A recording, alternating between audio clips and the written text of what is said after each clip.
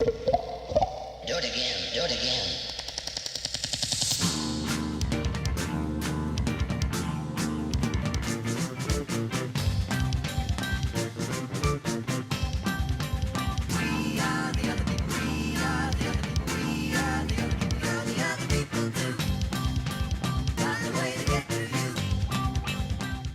It's funny how these so-called podcast ideas just kind of come out of, hey, that was actually a pretty interesting conversation. What do you say we try and recapture that again, as Yeah. opposed to just, And it's usually awkward for the first 15 minutes or so. yeah, usually, yeah. Yeah. Hey, so everybody, so welcome to the Other People podcast. I'm your host, Jordan. With me, as always, is my good buddy, Andy. What's up? And so we were having a brief discussion earlier. We're not going to make any bones about this. We were actually talking about this before we even started recording. We were just talking about our... Jordan got the brilliant idea. We should record this. Yeah. Well, isn't that usually how every one of these things starts? Usually it's like, we should really be recording this, and Yeah. So we were doing mostly we were just kind of talking about the Mad Max movies, because recently I had just rented and finally sat down and watched Fury Road. And, because that was a movie that was in development, I know, for several years. Yeah. I know that. I don't... Kind of sat in development hell for a while. Yeah. I don't know exactly for how long. I know we had heard about it. I know I had heard about it going on quite a while ago, and that they were showing brief little clips of what they were working on. And I just remember thinking, I don't know. We'll see. Yeah. We'll see, I guess. And then I remember the trailer for it came out, and part of the trailer, was really hyping it up with, with little segments like, from the master filmmaker, George Miller. And I'm thinking, master filmmaker, huh? I don't know about that. The first two Mad Max movies are good. I wouldn't call them masterpieces or anything like that. And then I started looking up the rest of his filmography. This is the same guy who I believe has done the two Babe movies. The two movies about the little pig. Yeah. Let me just look him up. Going from post-apocalyptic to a cute little pig. Okay. Hold on a second. George Miller, director, Wikipedia, movies. Yeah, Mad Max was his very first. The Chain Reaction, Mad Max 2, Twilight Zone the movie, The Dismissal, The Last Bastion, Bodyline, Beyond Thunderdome, The Witches of Eastwick, The Year My Voice Broke, Dead Calm. He was a producer and whatever other is. It looks like he was a second unit director. Bangkok Hilton, Flirting, Lorenz's Oil, Babe, Video Fool for Love, 40,000 Years of Dreaming, Babe, Pig in the City, Happy Feet 2, and Mad Max Fury Road, and looks like there's another Mad Max to be announced called The Wasteland. Ooh. In which he's listed as director and writer. So, again, while a lot of these films are pretty well known, the Twilight Zone, and of course the Mad Max movies and Babe, and I'm not sure how well known Dead Calm is, but he doesn't have a very big name on that one. The rest of these look like to be TV series and such things like that. I don't know if I call him a master filmmaker or anything like that. It's just a title they come up with to make him feel better. Maybe. Though, I will say, not all of his movies are bad or anything like that. I remember really enjoying the first Babe movie. And I'm sure it still, holds up as a good, fun, family movie. I've never really seen Babe 2, and I've never seen the other two Happy Feet movies, so I wouldn't know. But obviously they were popular enough if they got a sequel. Yeah. But then again, something doesn't really have to be popular or good for it to get a sequel. Yeah. It does at least have to make money, though. Obviously. Yeah, it's got to do well in the box office. Yeah. And as Brad Jones once said, just because something is incredibly popular, that doesn't exactly guarantee quality. So the whole Mad Max thing, and I had heard a few differing opinions about Fury Road, like before it officially came out, like that,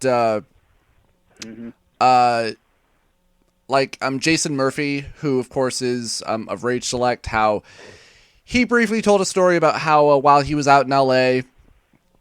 Shooting a television show, how a couple of friends of his, how he was invited to a screening for Fury Road, but he couldn't go. And instead, a couple of friends of his went, and they came back to him and said, like, yeah, you didn't really miss much. Like, oh, really? It's like, yeah, it was kind of meh. Yeah, but that was an early screening. So Yeah. I do wonder how much they changed or how much they might have added. Because I know I understand there were quite a few digital effects added, where maybe they added a lot more goings-on to the chase scenes and such things like that. Because everything else that you see is at least practical, or at least looks practical, anyway. Well, yeah. And the movie itself, it's really good. It's very entertaining. It's got some good character stuff. Tom Hardy does a great job as Mad Max. Trying to remember her name. The actress, Charlize Theron, who plays Furiosa. She does a great job too. Okay. And it's not, all about Mad Max, doing all the work or anything like that. Like, they're actually a team, and yeah. That's kind of something else that kind of took me off the Road Warrior, is that they kind of expected him to do all the work. Yeah.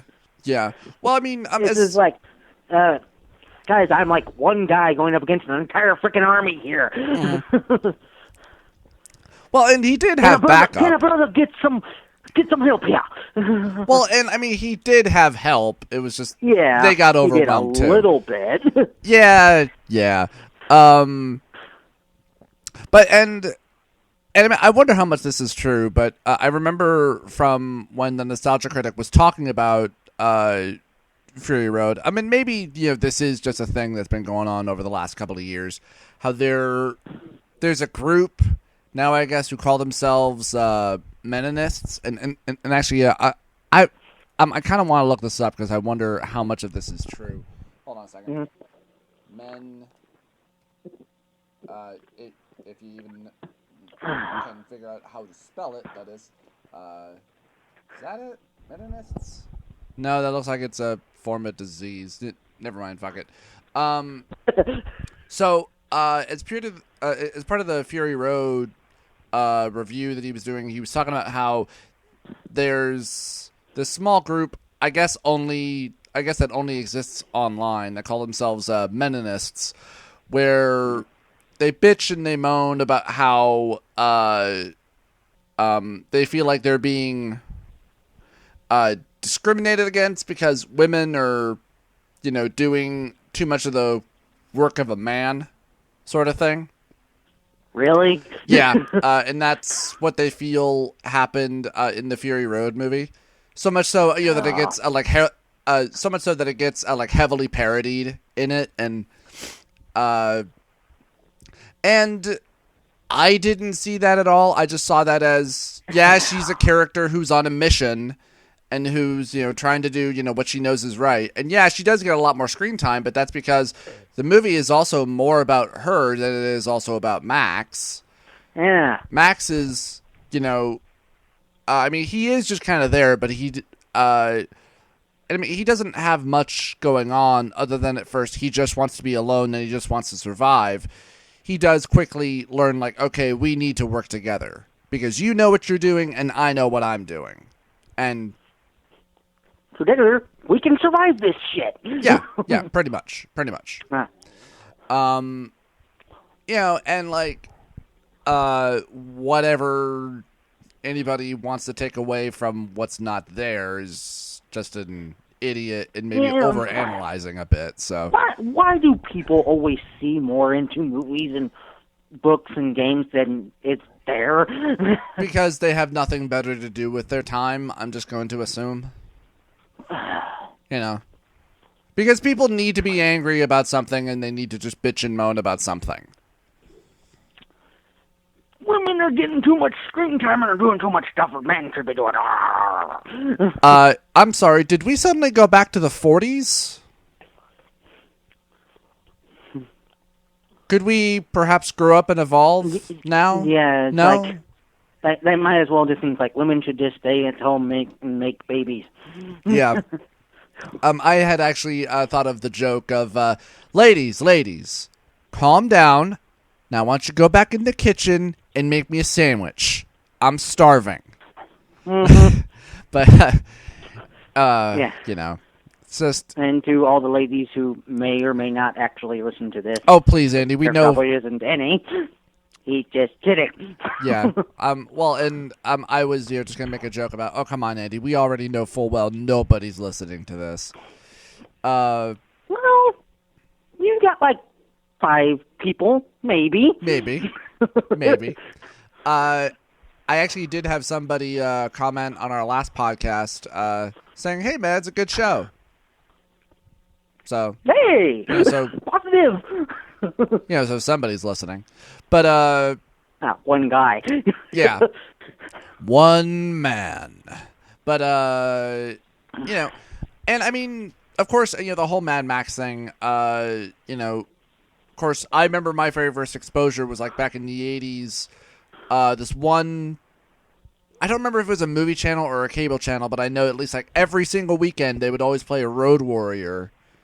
Mm-hmm. It was almost always like a freaking marathon of Road Warrior, and my brother and sister and I, we would always just hang out and just watch it all the damn time. And of course, I didn't see Mad Max until probably like years later, and I probably haven't. Me too.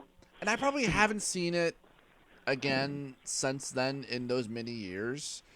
I remember enjoying it, but I also remember thinking at the same time, like there are a lot of spots that are really slow where nothing really happens for a long stretch of time. Yeah, there are. Yeah. But overall, I still kind of prefer it to the Road Warrior. To me, it's got more character development. Yeah, I'm sure if I was probably able to rewatch it now, I would probably like it a little bit more now. Yeah. It's not really a movie that, a 10-year-old or 8-year-old or whatever age we were when we saw it back in the 80s. Well, I probably saw it when I was a teenager. So. Yeah. Well, I'm not really exactly sure. The point I was going to make still kind of stands. It's not something somebody with an attention span of a 10 really get into. Yeah. Andy, are you trying to say that I'm stupid? No, I'm trying to say you have ADD like I do. Yeah. Man, I got the attention span of a... Oh, look, a dime! Yeah, pretty much. Yeah. But, I was just trying to think of something, because, oh,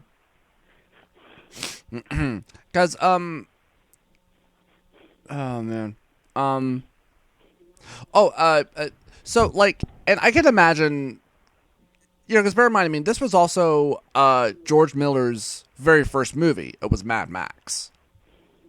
That was his very first writing movie and very first directorial movie as well. Mm-hmm. And when you're first starting out, obviously you don't know a lot about pacing or a lot about editing, about when to cut and when not to cut. Mm-hmm. Because I've had those problems too when I'm, trying to edit down a project or anything like that and trying to keep it short and to the point. Because at times it's like you want to show everything because you want, the audience, to feel that long drive or that long process. But sometimes it could be a little bit too much and it can feel like it's really dragging, Mm-hmm. because like for anybody like watching a video that has about like a 5-minute long drive section where maybe there's not a whole lot of dialogue, there's nothing really all that important going on, you can start to feel like, oh, Jesus Christ, this is boring.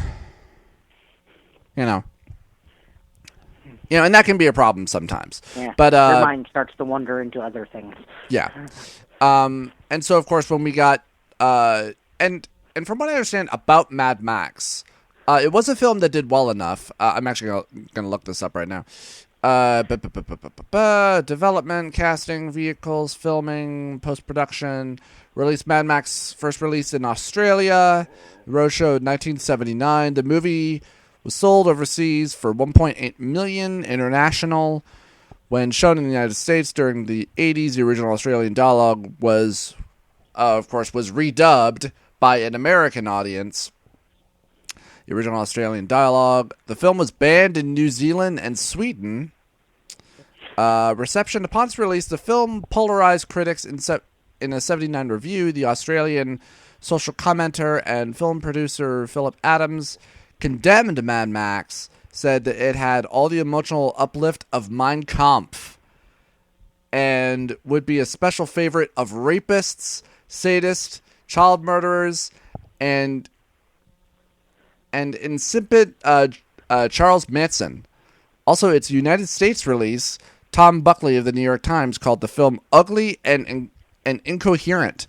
However, Variety magazine praised the directorial debut by Miller in 2004. The New York Times placed the film on its best 1,000 movies ever list.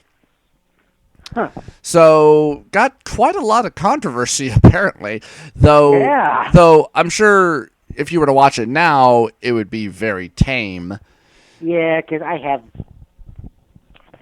a channel on my satellite called Epix Drive-In that shows like a lot of those types of movies, and they show Mad Max quite a bit actually.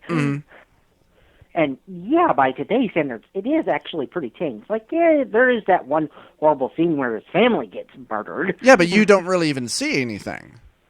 Yeah, it's a quick just kind cutaway. It's kind of like the Texas Chainsaw Massacre. Everybody said it was like the goriest horror movie of all time, but you don't really see anything. Yeah. It's kind of all in the background. Let your imagination just kind of fill in the gaps. Yeah, yeah, exactly. And those seem to be the ones that people get all in arms up about. Yeah, for some reason. Yeah, which is always just kind of funny because, because we remember those movies for being so incredibly violent, and the funny thing is that you go back and you look at them, they're really not. And they weren't really that violent. The violence is certainly suggested, but you don't ever see anything. You don't actually see it. It's just kind of implied. Yeah. And so, well, from what I understand about when Mad Max 2 came out, was that it wasn't known every place else, and so it just received the title of The Road Warrior when it first came out. And it was only, I think, like some odd years afterwards, when the Mad Max movies were very well known. Obviously, after Thunderdome came out, they probably re-released and retitled Mad Max 2, The Road Warrior, which... Actually, I think that was kind of more of a recent thing. I'm not entirely sure of that. Probably. It kind of seems like it. Probably. And obviously, the mainstays, of the whole Mad Max series were, of course, Mad Max, played by Mel Gibson, and, of course, his car, which was referred to as the Interceptor? Yes.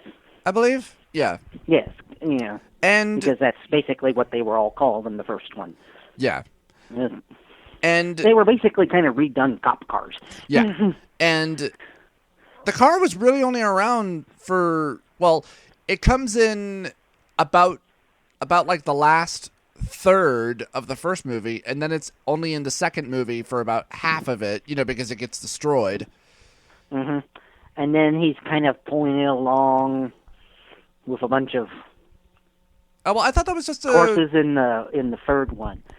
like the gas in it wasn't working, but he was kind of using it as a wagon. Yeah, that's kind of just what I thought it was I thought he was, just pushing a wagon along. Yeah, but remember that whole scene when Master Blaster was trying to and he told him not to because it was booby trapped. Okay. Well, like, again, I've only really watched Thunderdome once. Yeah. But I did at least watch it, like, all the way through. So yeah.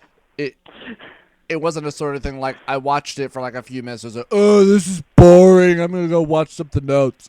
Well, it was actually good until he got out of the Thunderdome part. Yeah. But yeah,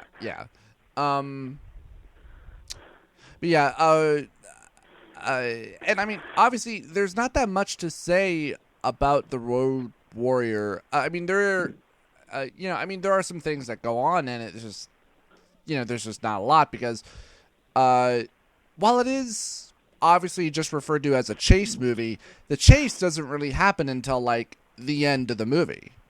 Yeah. Really, when he's dragging that semi across the road there. Yeah. And I mean, I saw that movie a lot when I was a kid, and even more when I was a teenager. It is kind of funny how the movies are remembered, for being so aggressively violent. And, I mean, they're really not. I mean, they do have a lot of violence suggested in them. The second one does show a little bit more. Like, you see, more people get set on fire and blown up and kind of shot in the face, You know, and then he, like, took, like, an arrow into the leg a couple times. Yeah.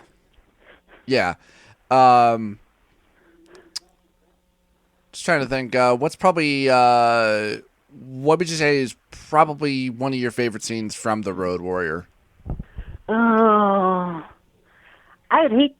would have to say it's probably when that kid with the boomerang used the boomerang to cut off that one guy's hand. Yeah. That's a good one. Some of my favorite scenes, like I'm sure like one scene that that a whole lot of people really remember and probably love from the Road Warrior is the Lord Humongous's speech. Yeah, I forgot about that scene. It's been a while since I've seen The Road Warrior. It's a funny thing because apparently there were, I guess, like so many different script ideas behind Mad Max 2 in relation to the first one, like how supposedly Humongous was going to be like Max's former friend Goose. I guess because he wanted to, George Miller kind of wanted to say like, oh, well, he didn't die. He was just horribly mutilated, hence the reason why he wears the giant mask and all that. But obviously he realized like, well, it really wouldn't make a whole lot of sense. And that's another thing. Going back to Mad Max 1, I remember the whole scene, where like Goose is, supposed to get into his accident and die. That whole scene goes on for a long goddamn time. Because first he's driving along the road on his motorcycle. He gets into a little bit of an accident, has to borrow a truck from a guy who's just driving along the road. And then he's driving along in the truck, and then he gets into an accident that is set up by the motorcycle gang. And then the like protege of the leader, makes him set Goose on fire to try and kill him, but he doesn't fully really die until like while he's in the hospital and after Max sees him and It's just kind of like, wow, that guy just had a really bad day. Yeah, pretty much. It's like, first I wrecked my bike, and then I borrowed a truck from this one dude, and now I'm on fire. And now I'm going to slowly die in the hospital. And then from what I understand, it's only after that moment that Max decides to quit, and that's, I think, like, I don't know, maybe a half hour into the movie? I've only Well, seen. maybe not like a half hour, more like an hour. Yeah, I remember it being like a 3-hour movie. I could be wrong though. yeah. I'm sure it's not that long, but Yeah. and I mean, as I understand it, in the first movie, uh, Mad Max goes on vacation about like 45 or 50 minutes like into the movie. And then, just kind of stays on vacation, with his family until he's, pursued by the motorcycle gang and all that. The last final, revenge scene, I remember, really enjoying.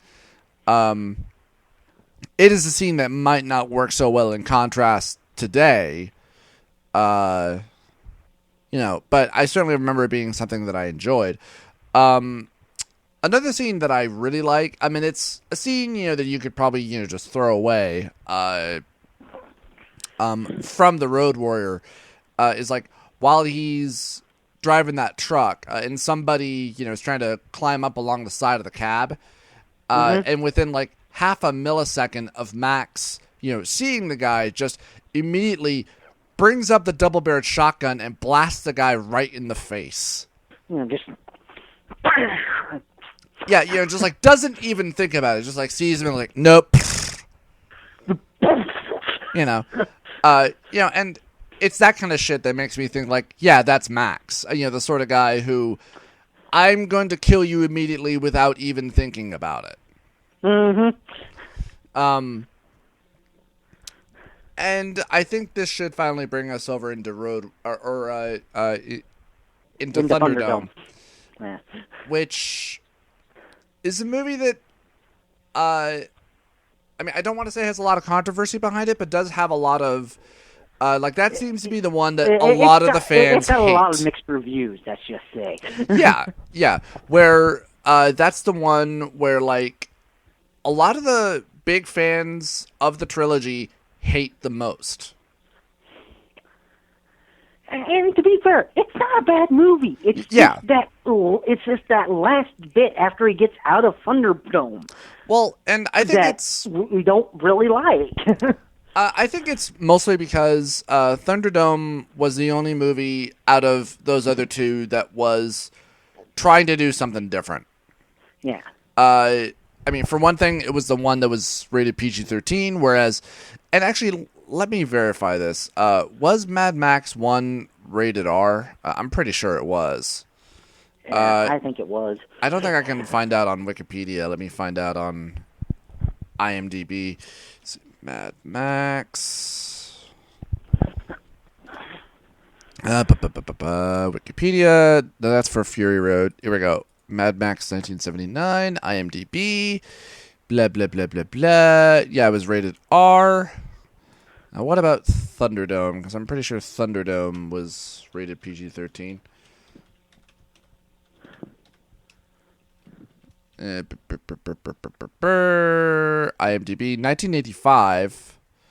Yeah, PG-13. Lord, doesn't that make you feel old? Oh, yeah, pretty much. This movie came out when I was about 5 years old, or no, I was 4 years old when this movie came out. And even then, I don't think I saw it later until probably, I want to say, high school. Yeah, I would say I caught it on network television. Yeah. So it was like all dubbed over all the bad stuff. Kind of dubbed over and not, yeah, you know what I mean. Yeah.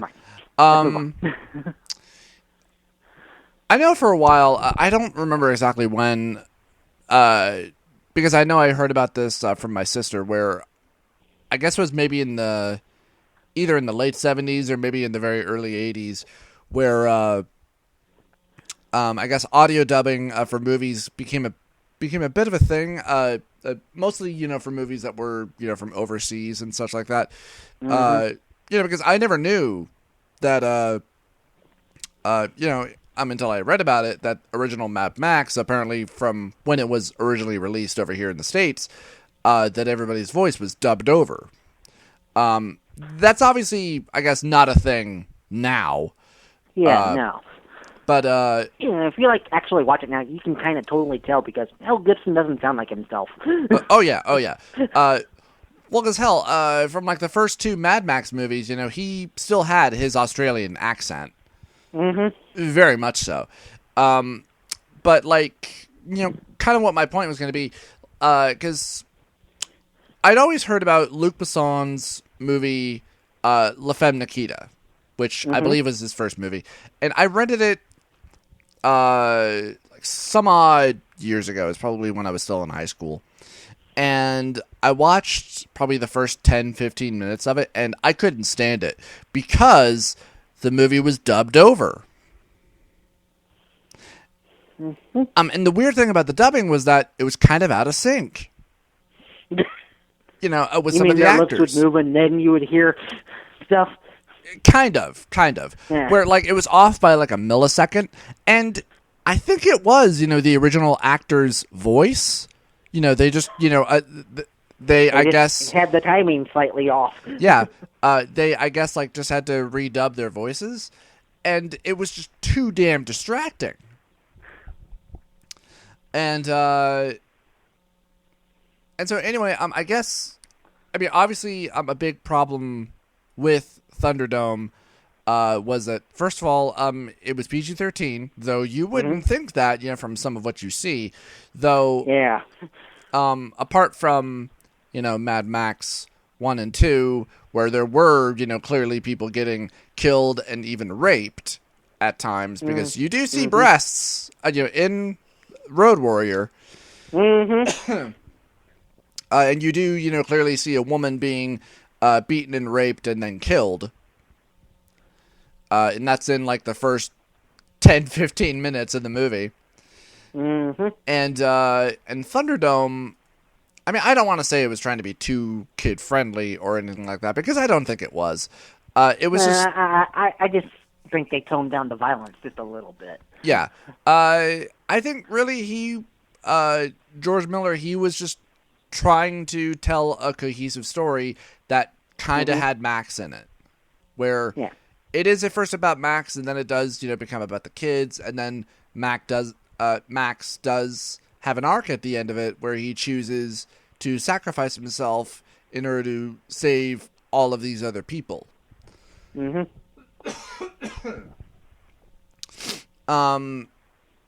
Now, and I know a lot of the time when the argument goes around, obviously before Fury Road, there were a lot of people who were saying, oh, Road Warrior is my favorite, or Mad Max 1, is my favorite.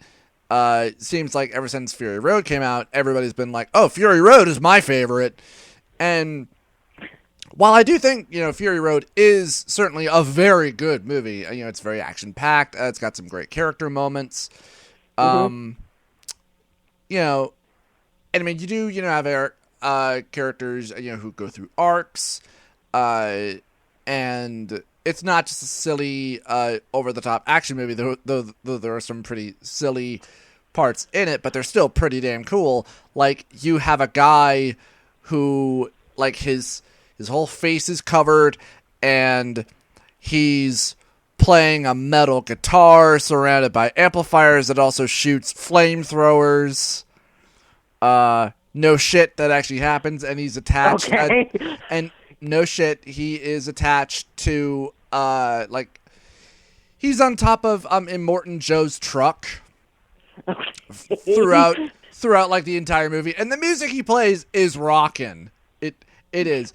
It's basically like old-fashioned speed metal, basically. And yeah, it's pretty fucking awesome, but the whole time you're thinking, what the fuck? Okay, yeah, that is cool. It doesn't make any fucking sense, but hey, fuck it. Who cares? Rock on, man! Rock on! Yeah, pretty much. But yeah, okay, now I kind of want to see it just for that. yeah, well, and, like I said, it's a good movie.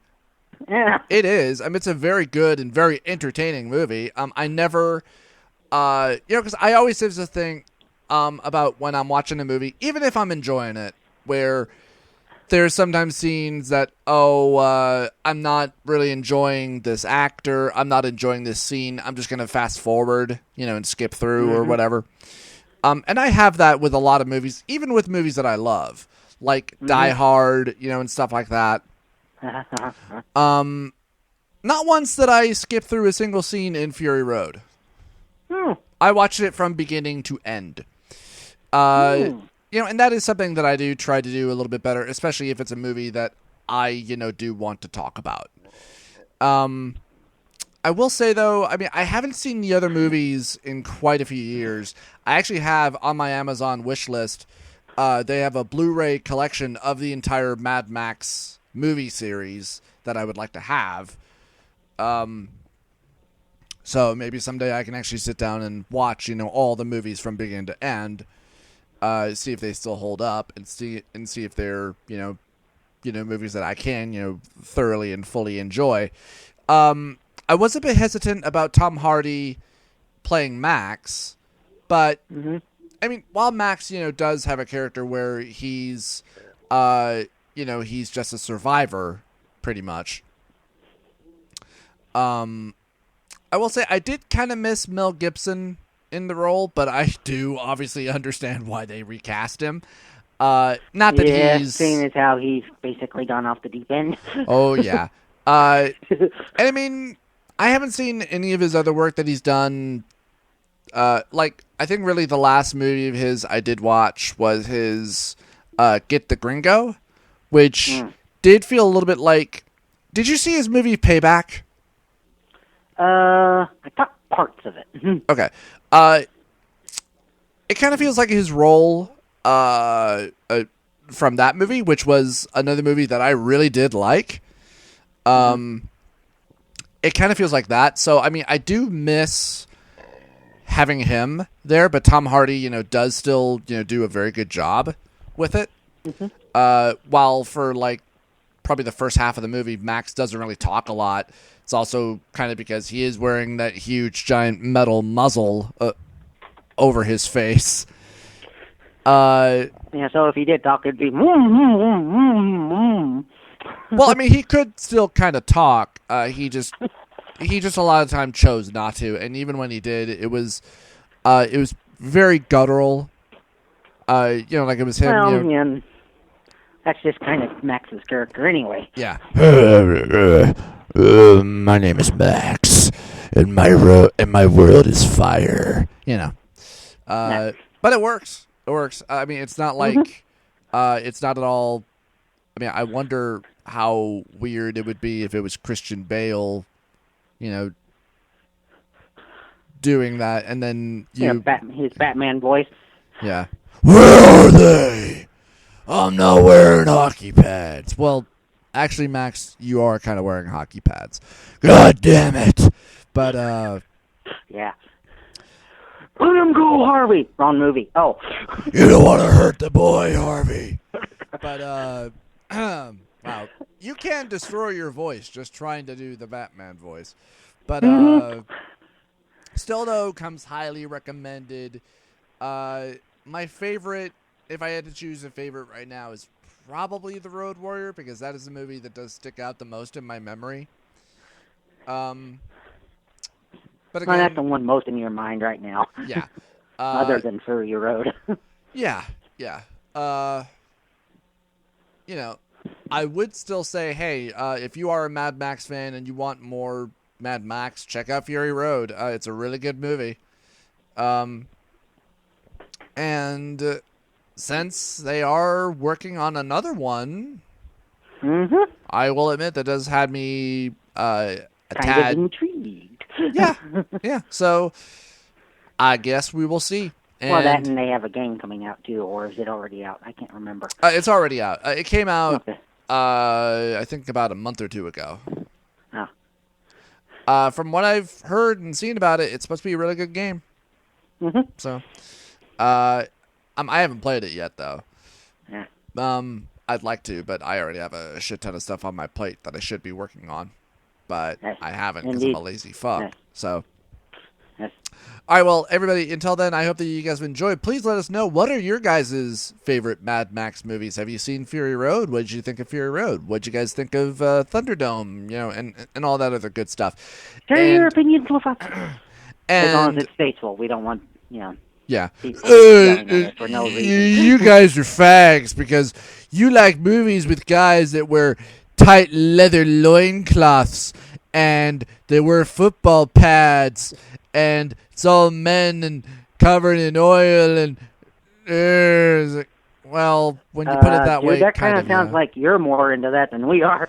Well, if you go back to Road Warrior, and especially if you look at what people like Humongous was wearing, it's like, yeah, it was basically kind of a dominatrix style thing. oh yeah. There was a lot of that in Road Warrior, and really only in Road Warrior. There is a little bit of that in Thunderdome, but not a lot in Thunderdome.